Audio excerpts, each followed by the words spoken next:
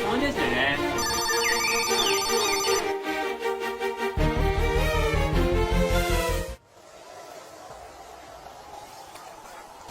పుచ్చితలే వచ్చేస్తున్నా కదే కథ నవ్వే నవ్వే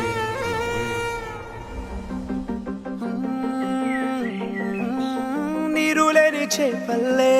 తారలేని నింగల్లే జీవమేది నాలోనా నువ్వు మాటలాడందే మళ్ళీ అళకొస్తానే కాళ్ళ ఏళ్ళ పడతానే